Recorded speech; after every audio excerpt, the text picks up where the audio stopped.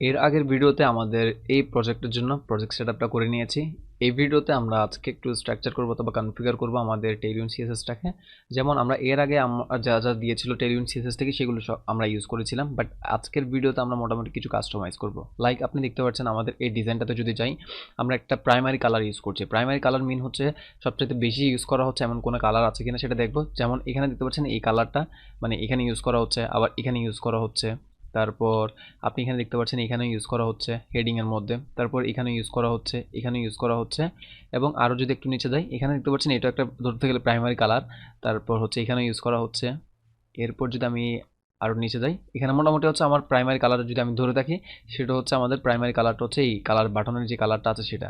এবং আমাদের secondary colour মানে হচ্ছে এর চেয়ে একটু কম ইউজ করা হয়েছে এরকম কালার যদি ধরতে যাই, সেটা হচ্ছে কি আমাদের ব্লু কালার। যেমন এখানে যে শাহজালাল রাফি লিখেছি সেই কালার যেটা আছে সেটা যেমন এখানে ইউজ করা হচ্ছে। তারপর আপনি যদি একটু নিচে আসেন, এখানে দেখতে পাচ্ছেন এখানে ব্যাকগ্রাউন্ডও ইউজ করা হচ্ছে। তো মোটামুটি আমরা চাইলে ধরতে পারি এটা হচ্ছে সেকেন্ডারি কালার।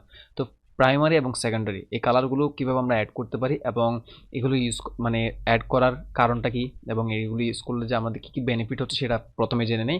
কারণ আমরা যেহেতু প্রজেক্ট করতে আসছি, মোটামুটি আমরা অনেক কিছু শিখবো এই প্রজেক্টগুলো থেকে। তো এখানে কী করবো, আমরা ফার্স্ট হচ্ছে আমাদের এই কালারটা ধরে নিই।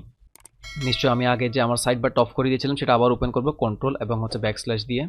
এখানে দেখতে পাচ্ছেন এটাতে যখন ক্লিক করলাম এখানে আমাদের কালারটা পেয়ে যাচ্ছি। এখানে আপনারা দেখতে পাচ্ছেন নিশ্চয়ই। আমি যদি এখান থেকে এটা কপি করে নিই, এবার কন্ট্রোল সি দিয়ে কপি করে নিলাম। এবার আমরা যে কাস্টমাইজ করবো সেই কাস্টমাইজটা কোথায় করবো, সেই কাস্টমাইজটা করবো হচ্ছে আমার tailwind.config.js যেটা আছে সেখানে। এখানে দেখতে পাচ্ছেন থিমের মধ্যে এক্সটেন্ড, তাহলে আমি চাইলে কিছু এক্সটেন্ড করতে পারি। এখানে যাওয়ার পর আমি এখানে কালার্স লিখতে পারি, কালার দিয়ে আবার একটা কার্লি ব্রেসেস দিতে পারি। তো এবার কার্লি ব্রেসেসের মধ্যে আমি চাইলে বলতে পারি কি আমার প্রাইমারি কালারটা, তো প্রাইমারি আমি নাম দিচ্ছি হচ্ছে প্রাইমারি। আপনি চাইলে আপনি যে কোনো কিছু নাম দিতে পারেন, প্রাইমারি দিলাম। আর এখানে আমি হ্যাশ দিব, তারপর আমার কালার কোডটা বসিয়ে দিব। ফাইন। এবার হচ্ছে আমি চাইলে এখানে একটা সেকেন্ডারি কালার ইউজ করতে পারি, SECUNTARY সেকেন্ডারির মধ্যে হচ্ছে কি আমি এখানে হ্যাশ দিব এবং আমার নিশ্চয়ই কালার কোডটা নিয়ে আসতে হবে। সেই জন্য আমি এখানে যাওয়ার পর এখানে যে শাহজালাল রাফিতে যে কালারটা ইউজ করেছিলাম ব্লু কালার, একদম ডার্ক ব্লু, সেটা নিয়ে নিব এবং এখানে পেস্ট করে দিব। Okay fine. এবার সেভ করব। সেভ করার পর নিশ্চয়ই আমার এখানে বিল্ড স্ক্রিপ্ট রান এখানে চলছে, সে কারণে আমি আর এখানে কিছু করছি না, এটা অফ করে দিলাম এখন আপাতত। এবার আমি কাজ করবো কি আমার index.html এ যাব। index.html এ যাওয়ার পর এখানে নিশ্চয়ই আমি আগে এখানে আসবো, এখানে এসে বাকি সব কিছু অফ করে দিব যাতে আপনারা কনফিউশন না হন। এবার index.html ওপেন করব। এখান থেকে কি করব যে আমার h1টা একটা লিখেছিলাম আর একটা h1 লিখবো। যেমন এখান থেকে যাব h1 ডট হচ্ছে বিজি। এখন দেখতে পাবেন আপনি আমাকে সাজেশন দিবে যে প্রাইমারি, আচ্ছা দেয়নি, প্রাইমারি দিলাম। প্রাইমারিতে হচ্ছে কি আমি রেড দিতে পারি, আচ্ছা সরি এটা হচ্ছে প্রাইমারি সেটা বলতে পারি প্রাইমারি। তো এবার আমি যদি আবার এখানে গেলাম, সরি এখানে প্রাইমারিতে হচ্ছে কিনা আমি বলতে পারি সেকেন্ডারি, SECUNDARY সেকেন্ডারি। দেখতে পাচ্ছেন সাজেশন দিচ্ছিল আমাকে সেকেন্ডারি। আর যে কালারটা ইউজ করছো সেই কালারটা কিন্তু এখানে রিপ্লাই করে দেখাচ্ছে এবং এখানে আমি বলতে পারি সেকেন্ডারি।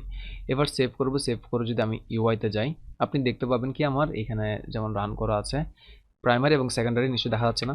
আচ্ছা দেখা না যাওয়ার কারণ হচ্ছে বিজি প্রাইমারি এবং সেকেন্ডারিতে হচ্ছে কি সেকেন্ডারি। আচ্ছা একটা কাজ করে কন্ট্রোল সি দিয়ে আমি এটা অফ করে দিই, npm রান বিল দিয়ে আবার রান করব। এবার এখানে আসবো।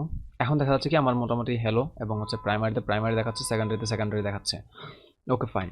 এখন আপনি যদি চাই এখানে নতুন কোনো কিছু অ্যাড করতে, সেটা আমরা চাইলে অ্যাড করে নিতে পারি। বাট আমি এই যে প্রাইমারি এবং সেকেন্ডারি ইউজ করার কারণে আমি যে কোনো জায়গায় প্রাইমারি এবং সেকেন্ডারি ক্লাসটা ইউজ করতে পারি এবং আমাদের প্রজেক্টে যদি এরকম যদি আরও 1000টা কালার থাকতো সেই কালারটা আমরা চাইলে এখানে অ্যাড করে নিতে পারি। তো এবার আমি আরেকটা কাজ করব, এখানে নিচে আরেকটা ক্রিয়েট করব, এটা হচ্ছে বিজি হচ্ছে কি গ্রিন 500 সেভ করব। আর এটা হচ্ছে কি এমনিতে নর্মাল ক্লাস, সেই জন্য আমি এখানে বলতে পারি নর্মাল। সেভ করব। সেভ করে ইউআইতে যাব। ইউআইতে যাওয়ার পর দেখতে পাচ্ছেন আমরা আগেরগুলো ইউজ করতে পারছি এবং নতুন আমরা চাইলে যে কোনো কিছু প্রাইমারি এবং সেকেন্ডারি দিয়ে অ্যাড করতে পারি এবং যে কোনো নাম দিয়ে ইউজ করতে পারি। তো এখানে বেনিফিটটা কি, সেই বেনিফিটটা বোঝার জন্য সবার প্রথম আমি এখানে আসবো। আসার পর আমি এখানে রেড কালার যেটা আছে সেটাকে আমি আরও 3টা কপি করে নিলাম। এই 3টাকে আমি আরও একবার কপি করলাম, এটা হচ্ছে কি আমার প্রাইমারি নিচে দিলাম, সেভ করলাম। সেভ করে এবার ইউআইতে যাব। এখন দেখা যাচ্ছে কি আমার এখানে 3টা রেড কালার আছে, এখানে 3টা রেড কালার আছে। তো এখন হচ্ছে আপনি আপনার ক্লায়েন্টকে হচ্ছে এই প্রজেক্টটা হচ্ছে এখন ডান প্রজেক্ট মনে করতে পারেন। এখন এই ডান প্রজেক্ট হচ্ছে আপনি ক্লায়েন্টকে দিতে গেলেন। এখন ক্লায়েন্ট বললো ভাই আমার সব কিছু ঠিক লাগতেছে তোমার এখানে প্রজেক্টে, বাট আমার যে এখানে রেড কালার তুমি ইউজ করছো সেই রেড কালারটা আমার একদমই ভালো লাগছে না। আমরা চাচ্ছি হচ্ছে কি আমরা ডিসিশন নিলাম যে আমরা রেড কালারটা চেঞ্জ করব। এখন আপনি জিজ্ঞেস করলেন কী কালার, এখন ওরা বলছে কি এখানে আমি চাচ্ছি হচ্ছে কি পার্পল কালার ইউজ করব। এবার এখানে গেলেন, আপনি বললেন ওকে ঠিক আছে পার্পল কালারের কোডটা দাও, তাহলে কোডটা আপনি অ্যাড করতে পারেন। আর যদি আপনি চাইলে এখানে ইউজ করতে পারেন PURPLE, পার্পল অ্যাড করলেন, এখানটা আবার কপি করলেন, আবার রেডে যাবেন, এখানে পেস্ট করবেন, এখানে পেস্ট করবেন, এখানে পেস্ট করবেন, আবার এখানেও পেস্ট করবেন, এখানেও পেস্ট করবেন। এখন দেখেন এটা যেহেতু একটা শুধুমাত্র HTML ফাইলে আমরা কাজটা করছি, সে কারণে হয়তো খুব ইজিয়ার মনে হচ্ছে, বাট আপনি যখন অনেক বড় প্রজেক্টে কাজ করবেন এবং রিঅ্যাক্ট অথবা বড় বড় কোনো প্রজেক্টে কাজ করবেন, তখন অনেকগুলো ফাইল থাকবে, প্রতিটা ফাইলে গিয়ে গিয়ে চেঞ্জ করা। এই মানে অনেক সময় দেখা যাবে কি শুধুমাত্র আপনি কালারটা চেঞ্জ করতে বললো, এটা করতে গিয়ে আপনার 3-4টা দিন চলে যাচ্ছে, এরকম বড় প্রজেক্টও আছে কিন্তু। তো চেঞ্জ করলেন, সেভ করে ইউআইতে গেলেন, এখন দেখা যাচ্ছে পার্পল কালার। এখন আপনি ক্লায়েন্টকে দেখালেন, ক্লায়েন্ট বলছে না আমার পার্পল কালারটা আবার বাজে লাগতেছে, তো এখন কি করছেন আপনি, আবার চেঞ্জ করতে হবে, তখন আবার একটা কালার কোড দিলে সেটা আপনি অ্যাড করে দিলেন, ওকে ফাইন। তো দেখতে পাচ্ছেন মানে অনেক ধরনের আপনি ডিস্টার্ব ফিল করতেছেন অ্যাকচুয়ালি। তো এবার হচ্ছে আমি বোঝাবো হচ্ছে কি আমার পার্পল কালার এতগুলো আমি এবার মুছে দিই, জাস্ট আপনাদেরকে আমি কনভেনশনটা বোঝাচ্ছি। এবার হচ্ছে আমি কি আমার প্রাইমারি অনেকগুলো নিলাম, আবার প্রাইমারি এখান থেকে আরও কিছু কপি করলাম, এখানে সরি কপি করলাম, এটা হচ্ছে কি আমার এখানে দিলাম, সেভ করলাম, এখানে গেলাম, দেখতে পাচ্ছেন যে প্রাইমারি, আবার এখানে একটা এমনি আছে, আবার এখানে প্রাইমারি।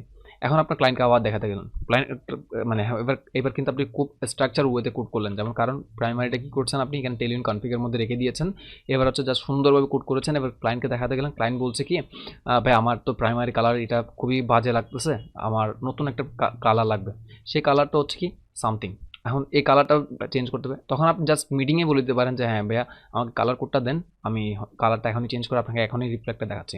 তখন কী হবে, সে আপনাকে একটা কালার কোড দিল, আপনি জাস্ট কী করবেন, আপনার টেইলউইন্ড কনফিগের মধ্যে এখানে গেলেন, প্রাইমারি কালারটা নিশ্চয়ই চেঞ্জ করতে বলেছিল, তো এবার প্রাইমারি কালারটা আপনি চেঞ্জ করবেন। সাপোজ মনে করেন আপনাকে একটা কালার কোড দিল, সেটা হচ্ছে কি এখান থেকে আমি আরেকটা কালার নিই, নিশ্চয়ই আমি এখানে ইয়েলো কালারটা ধরি এখন, ফর নাও আমি আবার চেঞ্জ করে নিব নিশ্চয়ই।